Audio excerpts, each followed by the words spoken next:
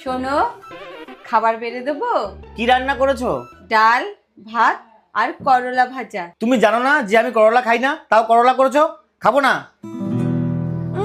প্রত্যেকদিন ওনাকে মাছ মাংস রান্না করে দিতে হবে, খাওয়ার জন্য ডাকতে ইচ্ছা করে না। কি হলো রে দিদি?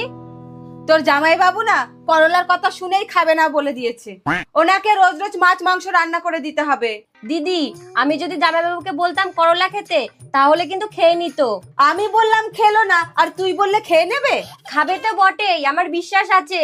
তাহলে যা, তুইও একটু চেষ্টা করে দেখ। ঠিক আছে। আচ্ছা জিজু, আজকে আমি নিজের হাতে খাবার বানিয়েছি, বিশেষ করে আমার প্রিয় করলা ভাজা। খাবার বেড়ে নিয়ে আসবো তোমার জন্য, খাবা? আরে শালি রানী, তুমি রান্না করেছো আর আমি খাবো না, তা কি হয়? আর তাছাড়া করলা খেলে তো রক্ত পরিষ্কার হয়, তোমার দিদিরও একটু সুবিধা হবে। যাও নিয়ে